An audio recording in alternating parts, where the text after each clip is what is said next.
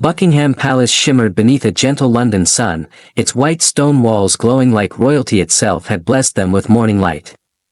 Tourists buzzed around its gilded gates, phones raised, voices bright, laughter echoing off the old stone like birdsong in spring, but not everyone had come for the scenery. Among the crowd, moving as naturally as any other camera-swinging visitor, was a man in a well-fitted grey coat. His collar was turned up slightly, and his dark hair tucked neatly beneath a wool-flat cap. On his face, just the right smile. Not too eager. Not too cold. Just friendly enough to melt into the background, but something was off. Not obvious, not loud. Just off. He didn't gaze up at the palace like the others. He didn't take selfies. He didn't ask anyone to take his photo. Instead, he observed, quietly, patiently, his eyes flickering between guards, cameras, and exits. His name was Lucas, though no one around him knew it. And today, Lucas was not a tourist. He waited near the edge of the crowd until the moment was just right, when one of the royal guards had rotated position to stand at his post near the north gate. The guard was statuesque, scarlet tunic, jet-black bearskin hat, and polished boots so clean they reflected the sky. Lucas approached slowly, one step at a time. The guard didn't move. His eyes stared forward, unblinking. Lucas stepped even closer, breaching the unspoken line tourists rarely dared to cross. "Lovely weather for duty, isn't it?" he asked, his voice smooth, pleasant, with a faint accent that hinted at places far from London. The guard said nothing, naturally. He wasn't supposed to. Lucas smiled. Right. The silent type. He walked a slow circle around the guard, close, but not too close, fingers fidgeting with the strap of his shoulder bag, and then it came. The signal, a twitch of his left pinky, subtle but unmistakable, as if flipping a mental switch. Somewhere in a hidden control room beneath the palace grounds, a security officer watching the feed leaned forward. "Suspicious behavior," she murmured, pressing her earpiece. "Grey coat. Approaching guard Bravo. Not holding camera, no photos. Eyes scanning. Alert level 2. On the surface, Lucas looked harmless. His coat was free of bulk. His movements calm. He even offered a quiet laugh, shaking his head as if amused by the silent discipline of the soldier before him, but inside his pocket was a folded document. And inside his mind was a plan. Lucas had studied the palace for months. He knew the shift rotations, the camera blind spots, the tourists' predictable rhythms. What he didn't know, what he couldn't have known, was that the royal guard he had chosen today wasn't just any guard. He was Mitchell, Sergeant James Mitchell, former British Special Forces, now part of an elite security program embedding combat veterans in ceremonial roles. On the surface, Mitchell was a tradition wrapped in wool and brass. But beneath that iconic uniform beat the heart of a man who had once navigated IED fields, stormed desert compounds, and stared down the abyss more than once, and as Lucas drew closer, Mitchell sensed it. Not danger. Not quite. Just intent. There was something too measured in Lucas's pace. Something too practiced in the way he turned his shoulders. It wasn't casual. It was careful. Controlled. Mitchell remained still, but his breathing slowed. He shifted his weight, just slightly, toward his dominant foot. "Ready," Lucas tilted his head. "Do you ever get tired of people trying to make you flinch?" he asked softly, almost playfully. The guard remained silent. Lucas leaned in, closer than protocol allowed. Must be exhausting. All that standing. All those secrets. Still no reaction. But in the guard's right eye, barely visible beneath the brim of his hat, something flashed. Awareness. Lucas straightened up, smiling to himself. "Guess you're not allowed to speak. But I bet you hear everything." He stepped back, one slow pace, then two, and then, deliberately, he dropped a small, folded paper onto the ground near the guard's boot. That was the moment. Mitchell moved, not much. Just a stamp of his boot against the stone, loud and commanding. "Step back from the king's guard." He barked, his voice sharp as steel. Tourists gasped. Some laughed, thinking it part of the show. A few raised phones, eager to catch the rare break in silence. Lucas raised his hands, palms open, a smile dancing on his lips. "Apologies, sir. Didn't mean to startle." Security teams watching from underground sprang into motion. Lucas didn't flee, he simply turned, hands in his coat pockets, and strolled away as if he'd changed his mind. But the security alert had already been triggered. And across the square, two plainclothes officers closed in. They approached casually, one from the left, one from the right. No sudden moves. No drawn weapons. "Just calm." "Excuse me, sir," said one, tapping Lucas lightly on the elbow. "Mind if we ask you a few questions?" Lucas smiled, the perfect tourist again. "Of course." "Am I in trouble?" "Not at all," the officer said, nodding. "Just a quick word. Right this way." They moved him away from the crowd. Down a quiet side path. One officer gently took his bag. The other gestured toward a nearby bench. Lucas Saturday, they opened the bag, empty, except for a water bottle, a novel, and a snack bar. "You dropped something," one of them said, holding up the folded paper recovered by Mitchell. Lucas sighed theatrically. "A poem. Just a silly thing." The officer unfolded the paper. "No poem, just a series of numbers. Coordinates. Names. Initials." Lucas smiled wider. "Doesn't mean anything to you, I'm sure." The officers didn't smile back. Later that day, in a soundproof room deep beneath the city, Lucas sat with his wrists gently cuffed to the chair, sipping tea from a ceramic cup. "Why the guard?"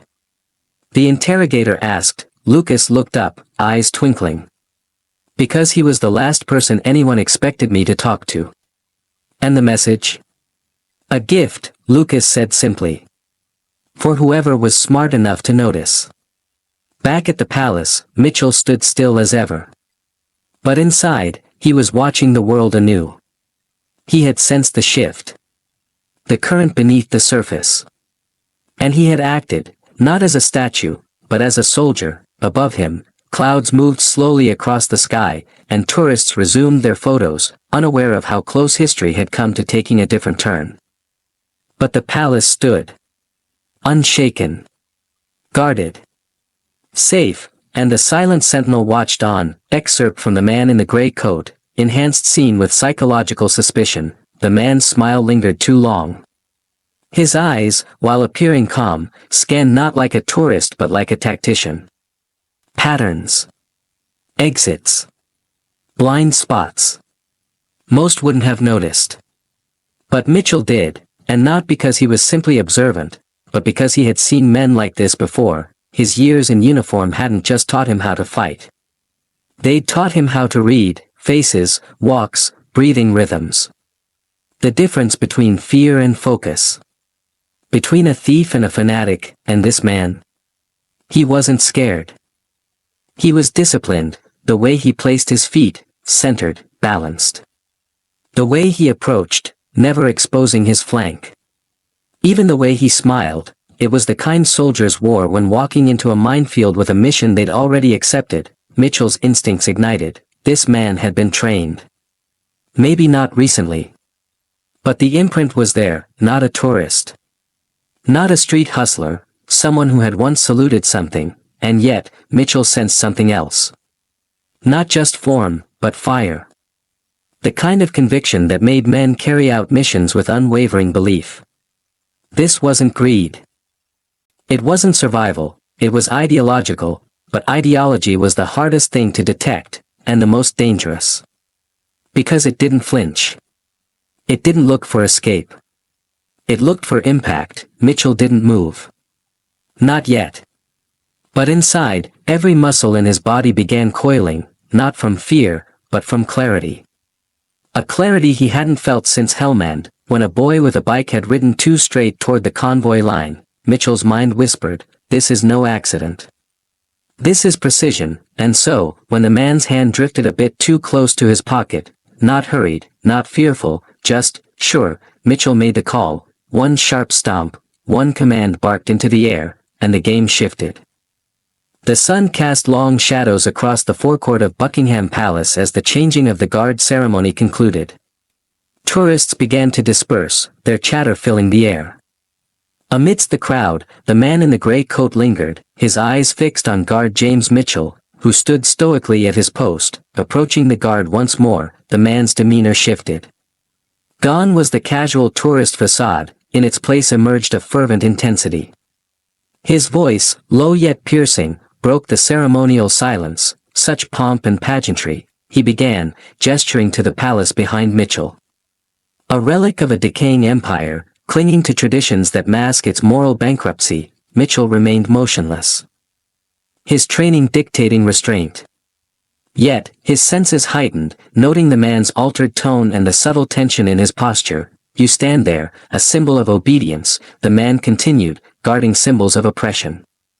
Do you ever question the values you protect? A few bystanders turned their attention toward the exchange, sensing the unusual nature of the interaction. Among them, an elderly gentleman, his military medals glinting in the sunlight, observed with a furrowed brow. The man in a grey coat stepped closer, his voice rising. Your nation preaches freedom, yet it silences dissent. It celebrates diversity, yet clings to colonial legacies. You, soldier, are complicit in this charade. Mitchell's grip on his rifle tightened imperceptibly. His training emphasized discipline, but his instincts recognized the escalating threat. The elderly veteran stepped forward, his voice firm. That's enough, he declared. Show some respect. The man turned to face him, a smirk playing on his lips. Ah, the old guard, he sneered. Still defending the indefensible, security personnel, alerted by the disturbance, began to converge discreetly. The atmosphere grew tense, the crowd's murmurs hushed. Mitchell, sensing the potential for escalation, executed a sharp stamp of his foot and declared, "Stand back from the king's guard." The command resonated, causing the man to pause. Yet, he quickly regained his composure, addressing the gathering crowd. Behold, the might of the British Empire, he proclaimed, intolerant of truth, fearful of introspection. At that moment, plainclothes officers approached, their badges visible. Sir, we need to speak with you, one stated. The man raised his hands in mock surrender, his smile unwavering. Of course, he replied. Lead the way. As he was escorted away, the crowd began to disperse, the tension dissipating. Mitchell resumed his stance, ever vigilant, embodying the silent strength of his post. The smirk that once curled on the man's lips had now faded. What replaced it was something colder, harder. His gaze darkened not with hate, but with purpose, as if the air itself had thickened around his chest. He was no longer simply provoking. He was preparing. I speak because I must, the man declared loudly, his voice echoing over the cobblestones. Not to defy your laws, no, those are built on silence, but to reveal them. The crowd, once dispersed in casual interest, began to coalesce. People instinctively sensed the shift. Phones lowered. Conversations stilled. Tourists, children, guards, veterans, they all became reluctant witnesses to something unspoken. The atmosphere bristled, electric with the unformed shape of danger. Mitchell's posture did not change. But every nerve in his body lit up like a battlefield flare. The elderly veteran in the tan coat had not moved either. But his hand rested now on his cane differently, tighter, ready. The man's monologue surged. You raise flags to hide your fears, he continued. You praise heroes to distract from the violence of empire. I know because I was once like you. I believed. I served. That phrase hit Mitchell like a bullet of memory. I served, so it was true, not just discipline in his step. Not just the calm of someone who'd rehearsed this day 1,000 times, the man had military roots. Somewhere, some nation had trained him. But what he had once sworn to serve, he had now sworn to destroy. I won't be remembered for waving signs, the man said now, more to himself than anyone else. They remember acts. Moments. Shock. And then, the shift, Mitchell caught it, the subtle angle of the shoulder, the rotation of the wrist beneath the coat, the silence just before motion. Not large, but unmistakable. The man was reaching. Mitchell's voice came like a lightning bolt. Louder than before, sharper than the air around it. Stand back from the king's guard. But this time, the man did not retreat. Instead, with slow, chilling clarity, he slipped his hand beneath the lapel of his coat and pulled something free, a weapon, modified. Black metal. CZ75 frame, Eastern European make, no visible serial. A craftsman's tool, not a junkyard threat, the crowd gasped. Mothers pulled children back. Someone screamed, and yet, Mitchell did not flinch, because what he saw wasn't just a man with a weapon. It was a man declaring something. A philosophy with a trigger. A worldview shaped by fire, now seeking flame. You will see me, the man said, raising the gun slowly. You will understand that this moment, is not madness. It is clarity. He pointed the gun, not at the crowd, not at random, not in rage. He pointed it at the guard, at Mitchell, at the very symbol he had challenged since the beginning. I strike, he said, not to kill, but to end the illusion. But in that breath between words and violence, something happened. A cane flew. The elderly veteran had stepped forward, faster than anyone expected. And with the precision of a man who had once known battlefields himself, he struck the man's wrist. Just as the gun clicked into readiness, the weapon jerked. The shot fired, it struck stone, not flesh, and before the man could recover, Mitchell moved. In less than 3 seconds, before bystanders could even process it, Mitchell had stepped, twisted, disarmed, and taken the man to the ground. The weapon clattered to the cobblestones, spinning harmlessly out of reach. The man struggled, more out of pride than desperation, but it was over. A stampede of trained boots arrived. Security officers swarmed. Tourists fled or filmed. The tension broke, not with relief, but with astonishment. Mitchell stood over the man. No anger. No pride.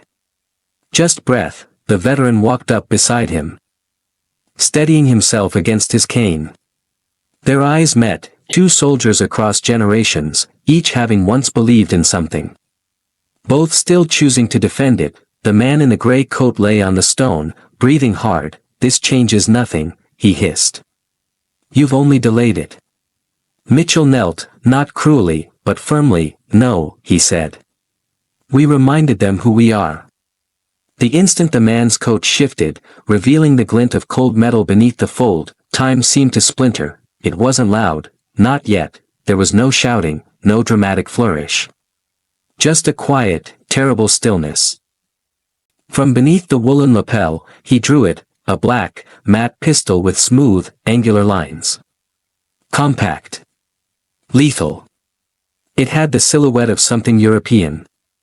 Something polished. But to trained eyes, it was more than that, a CZ75, modified. Its barrel was shortened and fitted with an aftermarket muzzle brake. The serial number had been carefully removed, etched away like a secret forgotten. The grip was wrapped in a textured composite, handmade and meant for stealth. There were hash marks, etched symbols on the frame, faint but deliberate. Mitchell recognized it instantly. This wasn't random. It wasn't a mugger's gun or a stolen piece from some street dealer. It was the kind used by ideological operatives. Crafted not for chaos but for control. The man did not raise the gun quickly. He didn't scream. He didn't demand. He simply held it, like a priest holds scripture, and that made it more terrifying. The crowd, families, tourists, children, stood frozen. Some hadn't even fully registered what was happening. Others were too stunned to scream. One woman instinctively covered her child's eyes. Another fumbled for her phone and dropped it. The man turned in a slow circle. Now you see, he said calmly, voice rich with conviction. Now you understand this isn't about anger. This is about clarity. His voice was steady, almost reverent. For years, we warned you. About what you've become. About what you worship. And still, you wrapped yourselves in banners and old songs and polished boots and called it civilization. He gestured to the palace behind him with the muzzle, not wildly, but with precision. A professor making a point, you built this upon conquest. You sustained it with silence. Every syllable was like glass cracking under pressure. Mitchell didn't blink, didn't speak, he simply waited. Body coiled. Breath measured. Among the crowd, one figure moved, carefully, the elderly veteran. He hadn't stepped forward this time. He knew better. This wasn't the moment for cane strikes or declarations. Instead, his right hand reached slowly inside the lining of his coat, where a slim black device rested, a discreet emergency communicator issued to veterans with active clearance status. It was rarely used. He'd nearly forgotten he still had it, but now, with thumb pressure and a coded tap, he sent a silent distress ping directly to Met Police and Palace Internal Security. Live threat. Weapon drawn.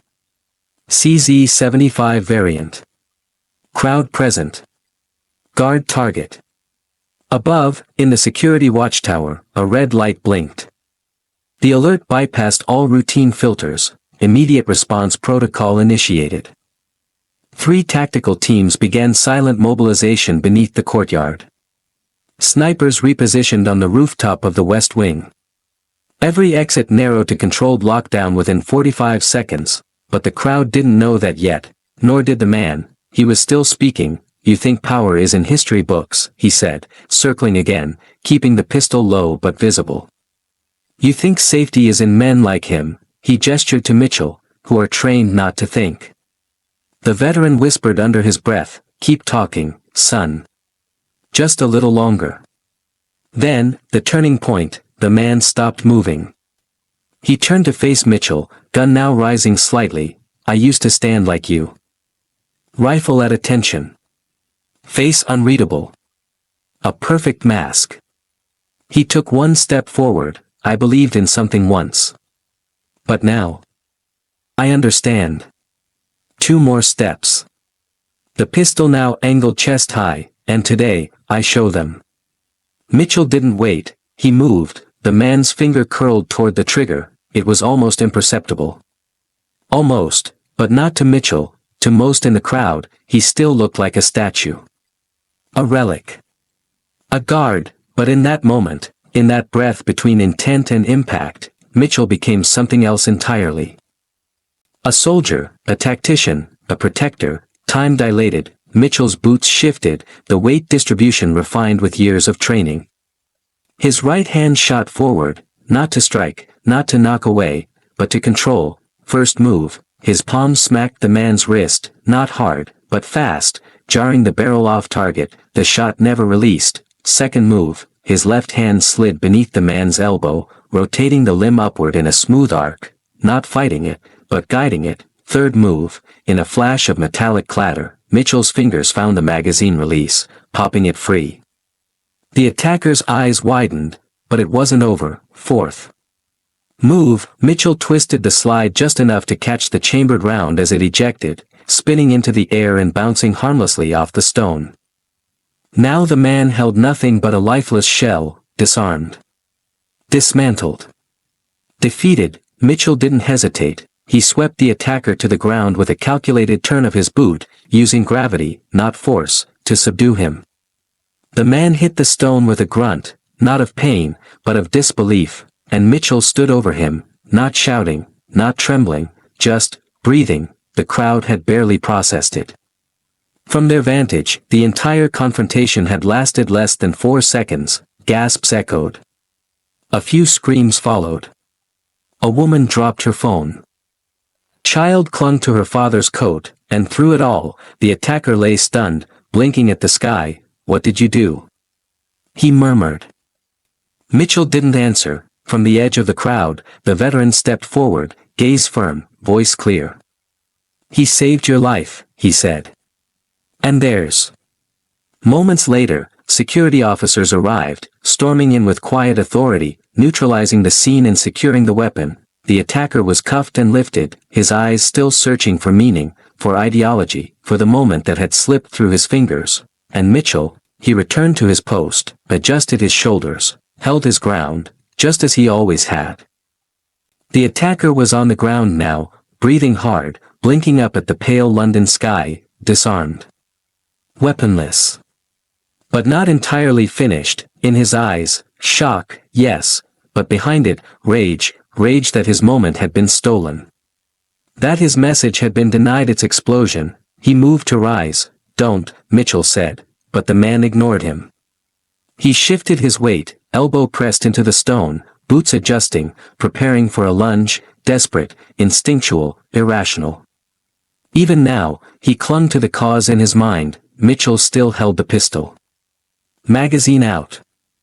Round ejected, useless as a weapon, but not as a message. With military calm, Mitchell took a short step forward, reversed his grip, and brought the rear sight of the CZ-75, steel and squared, straight down onto the bridge of the fugitive's nose. A clean arc, controlled force, no wasted motion. The sound was sharp, not loud, a crack more felt than heard. Cartilage gave way. Blood burst in a sudden, vivid bloom. The man froze, gasping, eyes wide in stunned silence. His hands went to his face, but Mitchell had already stepped back. The attacker didn't rise again. He didn't speak. He simply rocked gently, cradling his face, the message now written in pain where words had failed. The silence that followed was the loudest thing anyone heard all day. A gasp rippled through the frozen crowd, unsure whether to cheer or flee. Mitchell looked up, not to celebrate, but to assess. His training wasn't done yet. The threat was neutralized, but the ripple effect was just beginning. Security teams closed in now, fast and fluid. The pistol was taken. The attacker was cuffed, eyes watering, blood staining his collar like a final failed protest. The elderly veteran gave a quiet nod, the kind only soldiers understand. Mitchell gave none in return. He didn't need to. He turned back to his post, stood tall, and faced forward. The Queen's Guard had returned. The suspect's body jerked once more. Then, to everyone's astonishment, he ran. Still cradling his face, now streaked with blood from the broken nose, he scrambled to his feet and bolted into the scattering crowd. His movements were erratic, uncoordinated from the pain, but driven by something raw. Not strategy. Not logic. Just instinct. Mitchell made no move to chase. He didn't need to, because the fugitive left a trail, a long, unmistakable arc of bright red drops traced across the gray stone, staining the palace forecourt with a breadcrumb path of failure. His escape was doomed before it began. Mitchell turned smoothly, eyes tracking the direction. Then he reached up to his comm bead, speaking with the clarity of a commander. Suspect fleeing northeast. Facial trauma. Bleeding heavily. Possibly armed with a second weapon. Coordinates transmitting. The response came within seconds. Understood. Units en route. Lockdown protocol Gamma initiated. Moments later, sirens split the air. From both ends of the street, black and silver tactical vans pulled into position, forming AV at the palace gates. Officers poured out, plainclothes, Met Police, palace security. Some moved to the crowd, others followed the blood trail with K-9 units close behind. Mitchell stood calmly, still holding the disabled CZ-75 in gloved hands. When the ranking officer approached, a grizzled man in a tactical vest, Mitchell didn't wait for questions. He handed over the weapon and began his report like he'd given 1,000 before. CZ-75, modified. No serial. Rear sight milled, likely for one-handed slide manipulation. Barrel appears shortened and balanced with a custom compensator, non-commercial. Handle grip wrapped in low-visibility tactical tape. Indicates prior training, military or paramilitary. Intent was ideological. The officer blinked, impressed. You recognize the group? Not directly. But I saw hash marks etched in the frame. 5 vertical, 1 diagonal, prison or insurgency shorthand. He spoke like a convert, not a soldier. Doctrine-driven. Likely radicalized post-discharge. Anything else? Mitchell hesitated for half a second. He said, I used to stand like you. Suggests prior ceremonial or military duty. Possibly former NATO or Commonwealth. Resentment-based rhetoric. Not improvised. This was rehearsed. The officer nodded slowly, flipping open a leather-bound pad. "We'll want a full statement." "And your name, sir?" "Sergeant James Mitchell. King's Guard, Post Charlie. Former 3rd Battalion. Afghanistan, Syria, Baltic Security Missions." The officer paused, pen raised. "You just saved a lot of people." Mitchell didn't answer.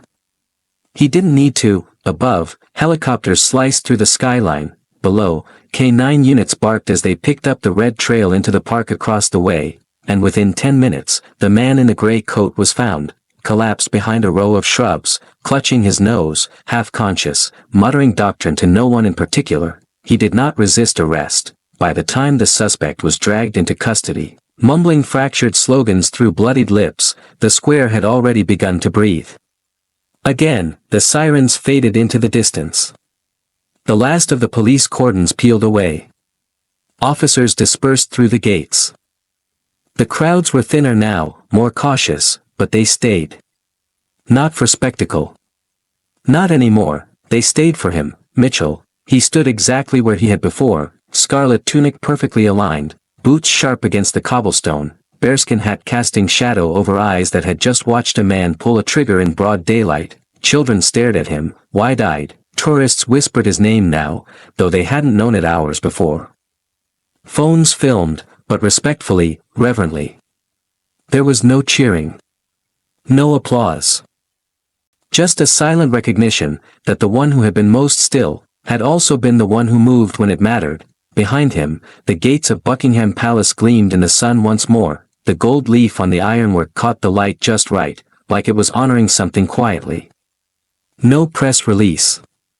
No grand speech, just a man in uniform, breathing slow, muscles composed, heart still beating in combat cadence. He had spoken less than a dozen words during the entire event, but they were the right ones. An hour later, the changing of the guard resumed, delayed, not cancelled. Ceremony persisted, because that's what the palace does. It holds. It carries on.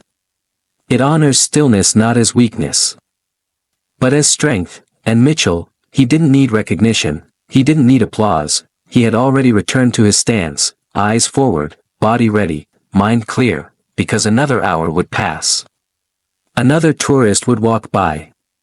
Another child would wave, and perhaps one day, another man would test the silence. But when that day comes, Mitchell would already be there, waiting, watching. At Buckingham Palace, the red tunic and bearskin hat are more than ceremony. They are silence in motion, tradition in form. But behind the stillness stands a sentinel, not just a symbol, but a soldier. Today reminded us that these men do not just honor history, they defend it.